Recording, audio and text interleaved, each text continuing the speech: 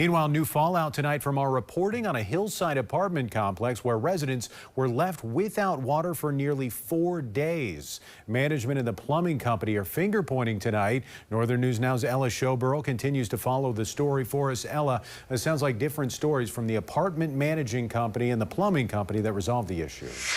That's right, Dan. This all started last Thursday when tenants at Village Place Apartments received a note that their water would be turned off until further notice due to a leaking pipe. That left 65 units without any water until Monday.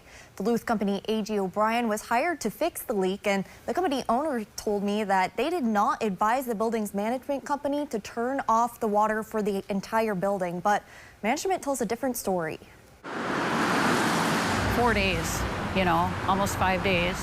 No water, no communication. Tenants at Village Place Apartments got a note on their doors on Tuesday offering 5 days of rent credit from the building's management company. That's after the water in their building was turned off for more than 72 hours. So they don't think that we're human enough, we're not good enough for basic needs that everyone needs. So it's very sad. Makes me want to move out, really does. D.W. Jones, the building's management company, said in Tuesday's note, quote, "We believe we acted as quickly as we could to resolve the problem, and we followed our plumbing contractor's advice to keep the water off." Meanwhile, A.G. O'Brien says that it was management's decision to turn off the water throughout the entire building. According to the company's owner, Chris Adet, his crew first arrived Thursday, and by Friday, they couldn't pinpoint the exact area of the leak.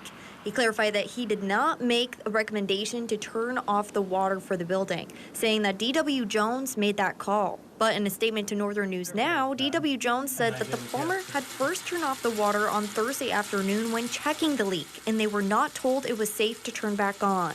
Yeah, very frustrating and overwhelming. And for all the disruption the situation has caused tenants, some feel that getting money back in rent credit doesn't cut it. They're still not taking accountability. They're trying to blame the plumbing company. It's not the plumbing company's fault. A.G. O'Brien told us it was management's decision to not have the plumbing company work over the weekend to make that repair. But in its statement to Northern News Now, D.W. Jones said that based on a phone call with the plumbing company, they believe that plumbers were not available to make the repair until Monday morning. The management company said they did not, quote, voluntarily elect to defer the repair until Monday. Live in studio, Ella Showborough, Northern News Now.